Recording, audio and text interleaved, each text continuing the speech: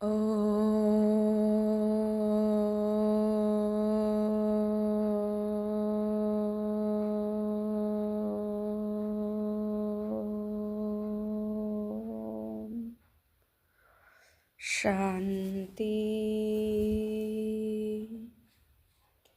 21/11/2024 প্রাতঃমুরলি। ওম শান্তি। বাপদাদা মধুবন।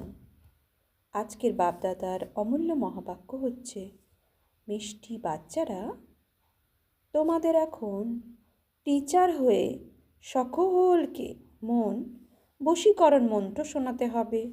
এটা হলো তোমাদের, অর্থাৎ সব বাচ্চাদের ডিউটি। বাবা কি বলছেন? মিষ্টি বাচ্চারা, তোমাদের এখন টিচার হয়ে সকলকে মন বশীকরণ মন্ত্র শোনাতে হবে।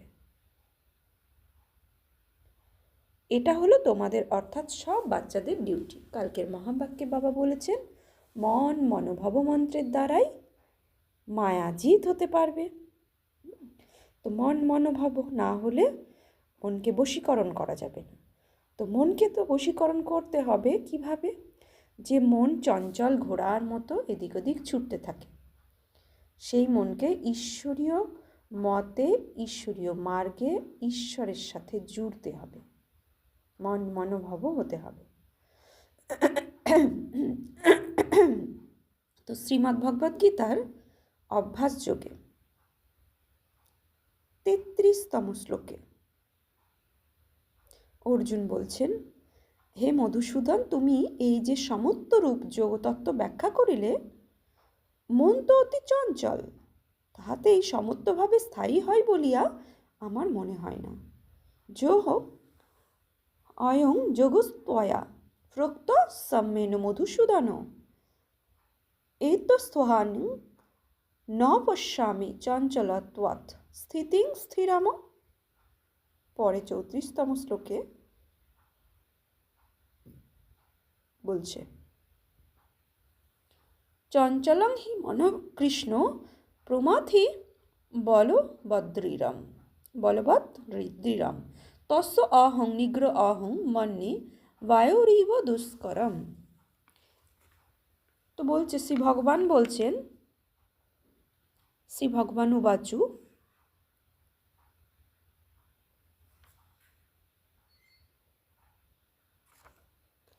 না 34তম শ্লোকে বলছে, হে কৃষ্ণ, মন স্বভাবতই তো চঞ্চল। অর্জুন বলছে, ইন্দ্রিয়াদের বিক্ষেপজনক, মহাশক্তিশালী, দৃঢ়, এই হেতু আমি মনে করি বায়ুকে আবদ্ধ করা যায়, কিন্তু মনকে নিরোধ করা যায় না। তো মনকে বশ করা যায় না।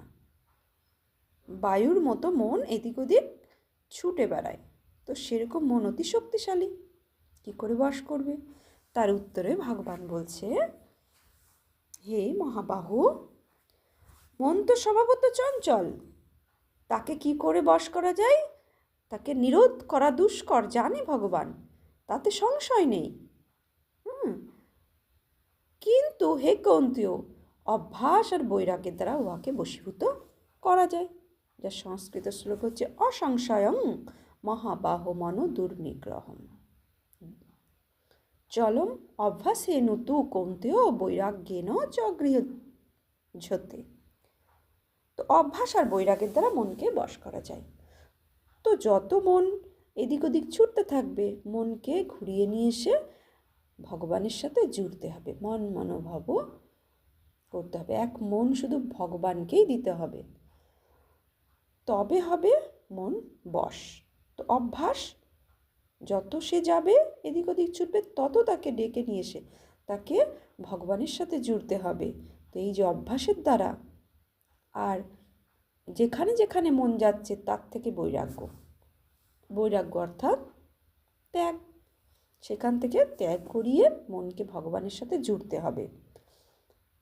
তো অভ্যাস, ভগবানের সাথে জোড়ার অভ্যাস, আর বৈরাগ্য অর্থাৎ ত্যাগ।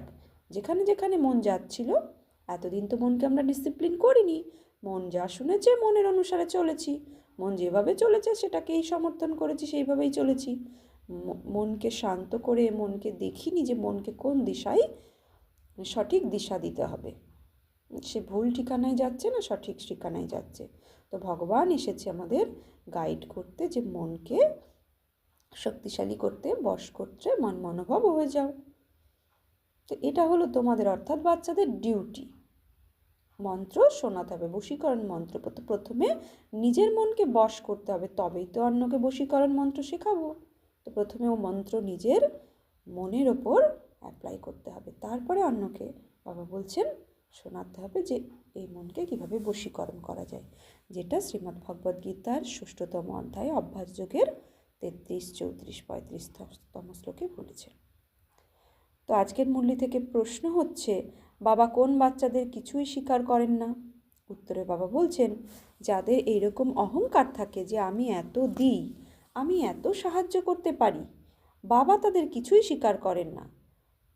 বলছে যাদের এরকম অহংকার থাকে যে বাবাকে আমি এত দিই, এত সাহায্য করতে পারি, এত কিছু দিয়ে, বাবা তাদের কিছুই স্বীকার করেন না। বাবা বলেন, আমার হাতে চাবি আছে, চাইলে কাউকে গরিব করতে পারি কিংবা বিত্তশালী। এটাও ড্রামাতে এক রহস্য। যাদের আজ নিজের বিত্তের ওপর দম্ভ থাকে তারা কাল গরিবে পরিণত হবে, আর বাবার গরিব বাচ্চারা বাবার কার্যে এক এক পয়সা সফল করে বিত্তশালী হয়ে যাবে। তাই ধনী ব্যক্তির অহংকারের ধন চাই না। তো বাবার যজ্ঞে যখন তার মন ধন সোহা করব, তখন এটা ভেবে সোহা করতে হবে তারটাই তাকে দিচ্ছি, আমার বলে কিছু নেই যে আমি দিতে পারি।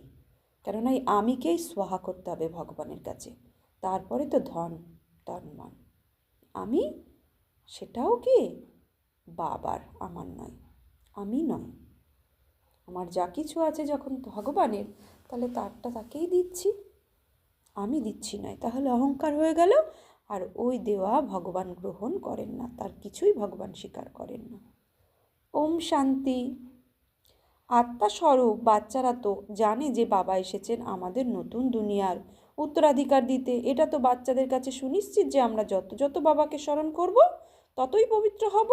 আমরা যত ভালো টিচার হতে পারবো সেরকমই উচ্চ পদের প্রাপ্তি হবে। বাবা তোমাদের টিচার রূপে পড়াশুনো করা শেখান, তোমাদের আবার অন্যদের শেখাতে হবে।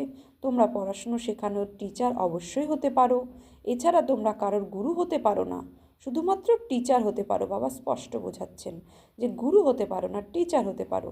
গুরু তো হলেন এক সদ্গুরুই, তিনি শেখান। সকলের সদ্গুরু একই, তিনি টিচার করে তোলেন।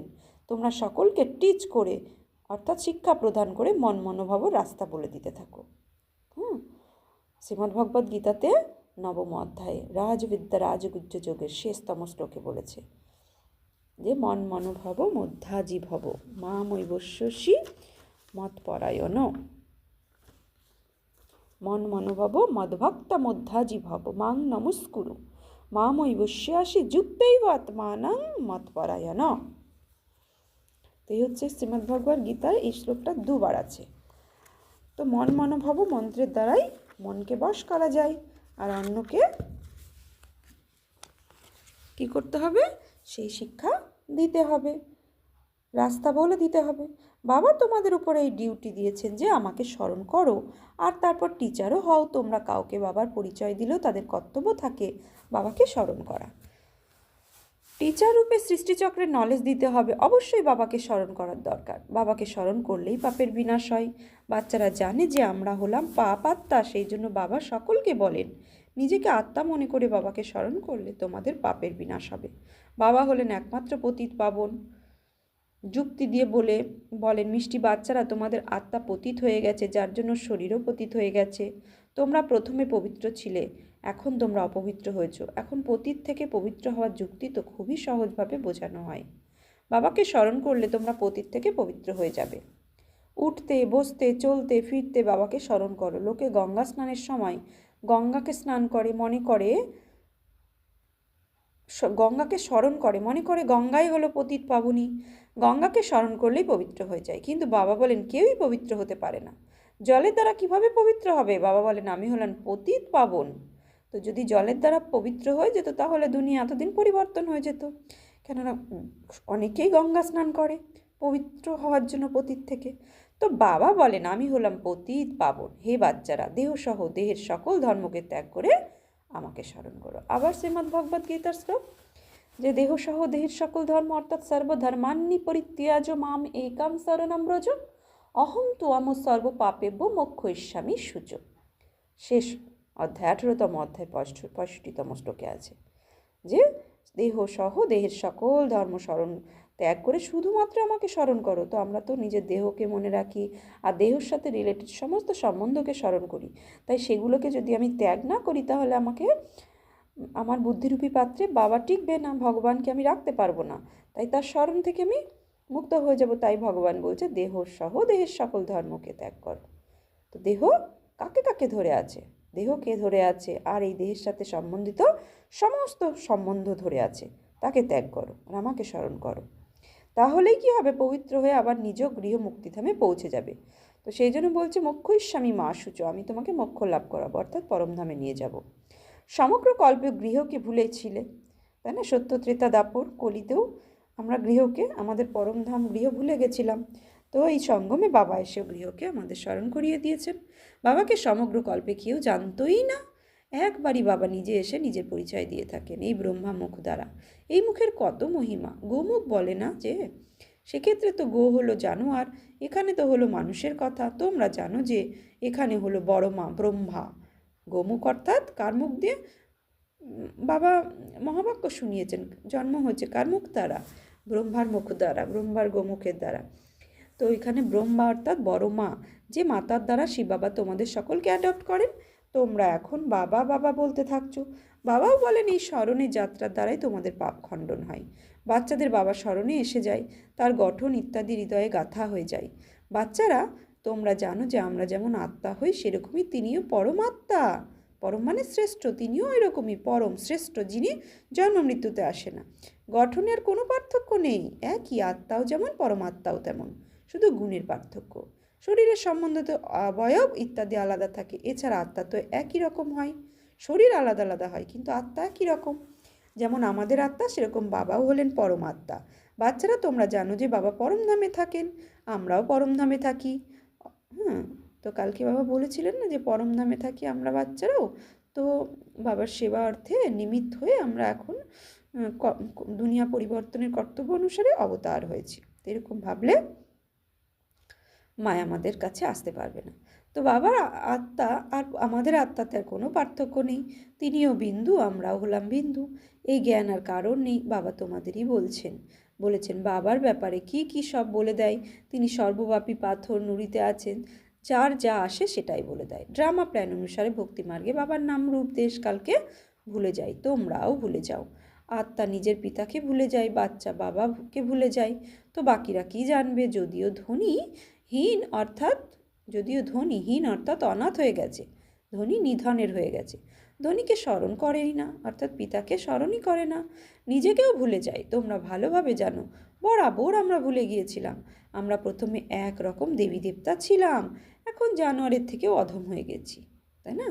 জানোয়ার যে কর্ম না করছে সেটাও আমরা করছি। তো অধম হয়ে গেছি, মনুষ্য আত্মা, দেব আত্মা ছিলাম মনুষ্য আত্মা, সেখান থেকেও নিচে নেমে জানোয়ারের থেকেও অধম হয়ে গেছি। মুখ্যত হলো আমরা নিজের আত্মাকেও ভুলে গেছি।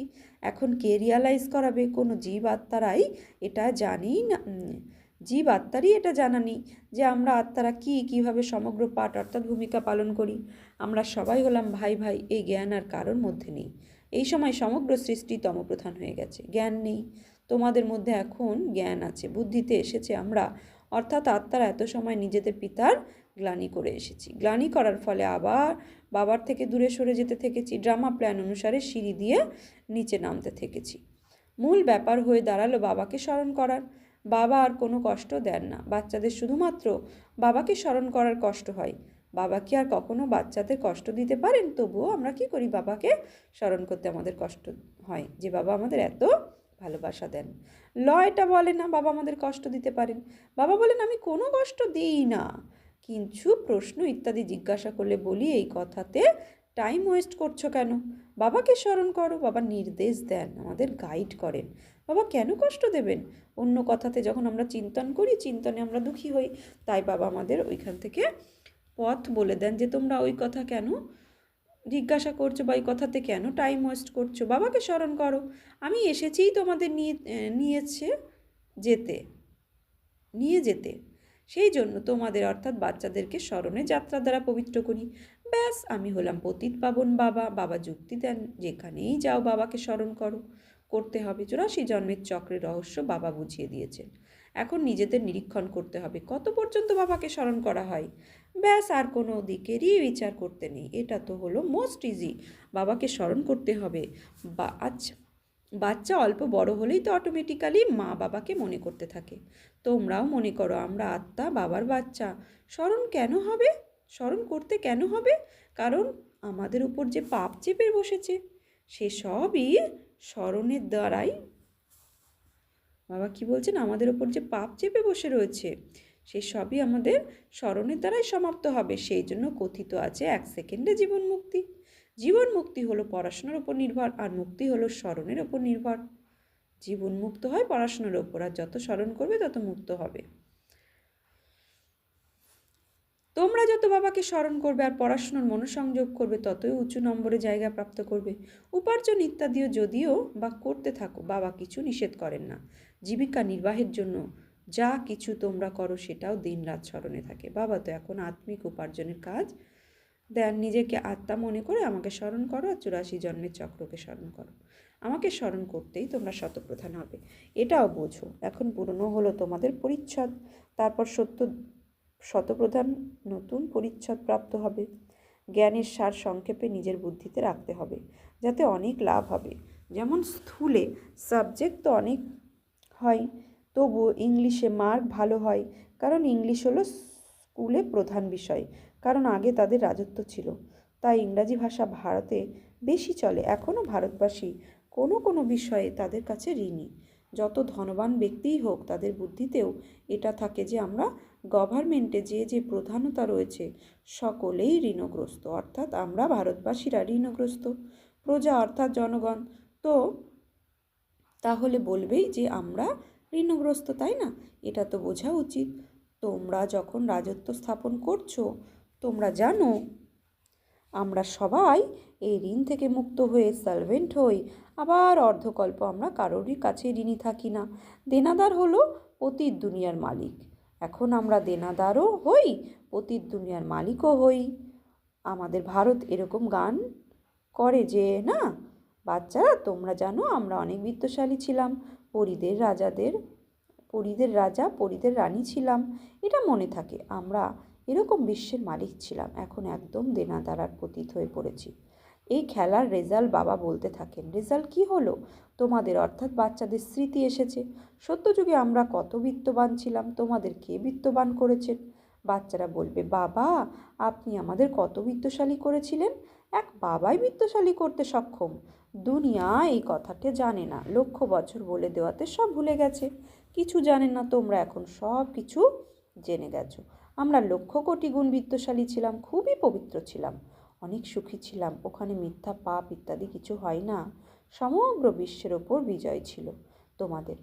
গায়নও আছে, শিব বাবা আপনি যা দিচ্ছেন সেটা আর কেউ দিতে পারবে না। কারোর শক্তি নেই যে অর্ধকল্পের সুখ দিতে পারে। বাবা বলেন ভক্তি মার্গেও তোমাদের অনেক সুখ, প্রচুর ধন থাকে। কত হিরে জহরত ছিল যা আবার পরবর্তী প্রজন্মে হাতে আসে। এখন তোমরা সেই জিনিসই দেখতে পাওয়া যায় না।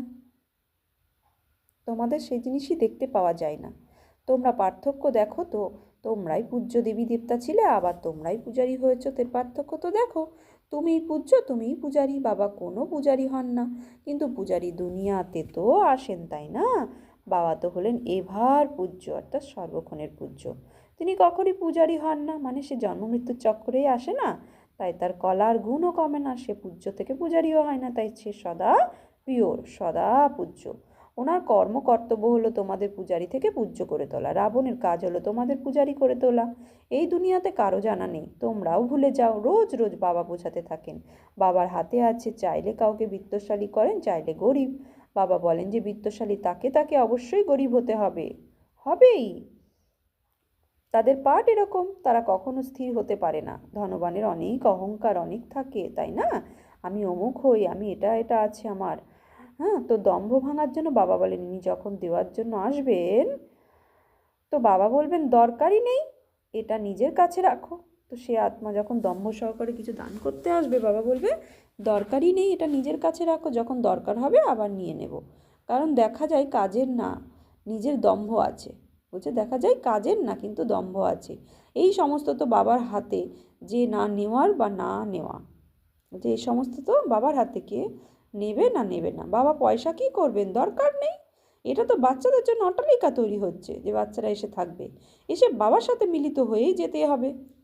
সব সময় থাকতেই নেই, সব সময় তো থাকতে নেই এখানে, বাবার সাথে মিলিত হয়ে চলে যাবে। তো কোথায় থাকবে তারা? তাদের জন্য অট্টালিকা তৈরি হচ্ছে। পয়সা কি দরকার থাকবে? কোন লোক, লস্কর, তোপ ইত্যাদি তো দরকার নেই। তোমরা বিশ্বের মালিক হচ্ছ, এখন যুদ্ধ ময়দানে আছো, তোমরা কিছুই আর করো না, বাবাকে স্মরণ করো ছাড়া। করা ছাড়া আর কিছুই করো না। বাবা আদেশ করছেন যে আমাকে স্মরণ করো, পরে এত শক্তি প্রাপ্ত হবে। তোমাদের এই ধর্ম খুবই সুখদায়ক। বাবা হলেন সর্বশক্তিমান, তোমরা তাঁর হও। সমস্ত কিছু নির্ভর করে স্মরণের যাত্রার উপরে। এখানে তোমরা শোনো, তারপর ওর উপর মন্থন চলে। যেমন গরু খাবার খেয়ে আবার উদ্গার করে, মুখ চলতেই থাকে। প্রথমে খায়, অনেক কিছু খাওয়ার পরে সে কী করে, জাবর কাটে, উদ্গাই করে। উদ্গাই করে তারপরে সে সেটাকে চিবায়, মুখ চলতেই থাকে। তোমাদের অর্থাৎ বাচ্চাদের বলে জ্ঞানের কথার উপর বিচার করো, তো মনন চিন্তন করো গরুর মতো। প্রথমে মুরলি শুনে তারপরে কি বললো জাবর কাটো, ওটাকে উদ্গাই করে সের ওপর মন্থন করো। যেমন গরু খাবার খেয়ে আবার উদ্গার করে, মুখ চলতেই থাকে, তেমন। তো বাবা বলছে তোমাদের অর্থাৎ বাচ্চাদের বলে জ্ঞানের কথার উপর বিচার করো। বাবাকে আমরা কি জিজ্ঞাসা করব? বাবা তো বলেন মন মনোভাব, যার দ্বারাই তোমরা শতপ্রধান হও। এম অবজেক্ট সামনে রয়েছে, তোমরা জানো সর্বগুণ সম্পন্ন, 16 কলা সম্পন্ন হতে হবে। এটা অটোমেটিক্যালি ভিতরে আসা উচিত। কারোর গ্লানি বা পাপ কর্ম ইত্যাদি কিছু যেন না হয়। তোমাদের কোনোই উল্টো কর্ম করা উচিত নয়। এই দেবী দেবতারা হর নম্বর অনুযায়ী পুরুষার্থের দ্বারা উচ্চপদ প্রাপ্ত করছেন, যে ওনাদের জন্য গাওয়া হয় অহিংসা পরম দেবী দেবতা ধর্ম। কাউকে মারা, এটা তো হিংসাই হলো। বাবা বোঝান বাবা বোঝালে তো এবার বাচ্চাদের অন্তর্মুখী হয়ে নিজেকে দেখতে হবে, আমি কেমন হয়েছি। বাবাকে আমরা স্মরণ করি, আমরা কতক্ষণ স্মরণ করি। হৃদয় এত ছুঁয়ে যায় যে এই স্মরণ কখনোই ভোলাই যায় না, তাই না? স্মরণে যে মধুরতা, স্মরণে যে শক্তি, স্মরণে যে আনন্দ, বাবার ভাইব্রেশনের দ্বারা আমাদের অনুভব হয়। বাবার যে আমাদের সুখ শান্তি আনন্দ প্রেমের কিরণে পুরো স্নান করান, তো ও যে অনুভব, তো বলছে তো হৃদয় ছুঁয়ে যায়। এই স্মরণ কখনোই ভোলাই যায় না। অসীম জগতের পিতা এখন বলে তোমরা আত্মারা হলে আমার সন্তান, তবুও তোমরা হলে অনাদি সন্তান। সেই যারা প্রিয়তম প্রিয়তমা, তাদের হলো শারীরিকভাবে মনে করা। যেরকম সাক্ষাৎকার হয় আবার গুম হয়ে যায়, সেরকম তিনিও সামনে এসে যান, সেই খুশিতেই খেতে পান করতে স্মরণ করতে থাকে। তোমাদের এই স্মরণ তো অনেক শক্তি আছে, স্মরণে তো অনেক শক্তি আছে। এক বাবাকেই স্মরণ করতে থাকো, আর তোমাদের আবার নিজেদের ভবিষ্যৎ স্মরণে আসবে। বিনাশের সাক্ষাৎকার হবে, সময়ের অগ্রগতির সাথে সাথে তাড়াতাড়ি বিনাশের সাক্ষাৎকার হবে। এরপর তোমরা বলতে পারবে যে এখন বিনাশ হতে চলেছে। বাবাকে স্মরণ করো, বাবা এই সব কিছু ছেড়ে দিয়েছেন, যে কিছুই যেন শেষ সময় স্মরণ না আসে। এখন তো আমরা নিজেদের রাজধানীতে যাব, নতুন দুনিয়াতে অবশ্যই যেতে হবে। যোগ বলের দ্বারা সব পাপ ভস্মীভূত করতে হবে। এতেই খুব পরিশ্রম করতে হয়। ক্ষণে ক্ষণে বাবাকে ভুলে যাই, কারণ এটা অনেক সূক্ষ্ম জিনিস। যে সমস্ত উদাহরণ দেওয়া হয় সাপের ভ্রমরে, সেই সব হলো এই সময়ের ভ্রমরের আলোড়িত করে না, যে এরা বলছে এর থেকে তোমাদের আলোড়ন বেশি হয়। বাবা যে লেখেন জ্ঞানের ভু ভু করতে থাকো, শেষ পর্যন্ত জাগাতে হবে। যাবে কোথায়? তোমাদের কাছেই এসে পড়বে। অ্যাড হতে থাকবে, তোমাদের নামাচার হতে থাকবে। এখন তোমরা তো অল্প সংখ্যক, যে আচ্ছা মিষ্টি মিষ্টি হারানিধি বাচ্চাদের প্রতি মাত পিতা বাপদাদার স্মরণে স্নেহ সুমনা সুপ্রভাত। আত্মাদের পিতা তার আত্মারূপী বাচ্চাদের জানাচ্ছে নমস্কার। আমরা আত্মারূপী বাচ্চারা আত্মারূপী বাপদাদাকে জানাচ্ছি নমস্কার, সুপ্রভাত, ধন্যবাদ। ধারণার জন্য মুখ্য সার: 1. জ্ঞানের বিচারসাগর বেশি করে মন্থন করতে হবে, যা শুনেছ সেটার ওপর উদ্গার করতে হবে। অন্তর্মুখী হয়ে দেখতে হবে যে বাবার সাথে এরকম হৃদয় জুড়েছে যা তাকে আর কখনোই ভোলাই যায় না। 2. কোনো প্রশ্ন ইত্যাদি জিজ্ঞাসা করে নিজের টাইম ওয়েস্ট করবে না। স্মরণে যাত্রার দ্বারা নিজেকে পবিত্র করে তুলতে হবে। শেষ সময় এক বাবার স্মরণ ব্যতীত আর কোনো কিছুই চিন্তার না আসে। এই অভ্যাস এখন থেকে করতে হবে। বরদান: দৃঢ় সংকল্পরূপী ব্রতের দ্বারা বৃত্তির পরিবর্তনকারী মহান আত্মা ভব। দৃঢ় সংকল্পরূপী ব্রতের দ্বারা বৃত্তির পরিবর্তনকারী মহান আত্মা ভব। মহান হওয়ার মুখ্য আধার হলো পবিত্রতা। এই পবিত্রতার ব্রতকে প্রতিজ্ঞারূপে ধারণ করা অর্থাৎ মহান আত্মা হওয়া। যে কোনো দৃঢ় সংকল্পরূপী ব্রত বৃত্তিকে পরিবর্তন করে দেয়। পবিত্রতার ব্রত নেওয়া মানে নিজের বৃত্তিকে শ্রেষ্ঠ বানানো। ব্রত রাখা অর্থাৎ স্থূল রীতিতে সতর্কতা অবলম্বন করা, মনের মধ্যে পাক্কা সংকল্প ধারণ করা। তো পবিত্রতা হওয়ার ব্রত নেওয়া আর আমরা আত্মারা হলাম ভাই ভাই এই ব্রাদারহুডের বৃত্তি বানানো। এই বৃত্তির দ্বারাই ব্রাহ্মণরা মহান আত্মা হয়ে যায়। স্লোগান: ব্যর্থ থেকে বাঁচার জন্য মুখের ওপর দৃঢ় সংকল্পের বাটন লাগিয়ে দাও। ব্যর্থ থেকে বাঁচার জন্য মুখের ওপর দৃঢ় সংকল্পের বাটন লাগিয়ে দাও। আচ্ছা, আজকে সামান্যভাবে মহান আত্মা। ওম শান্তি।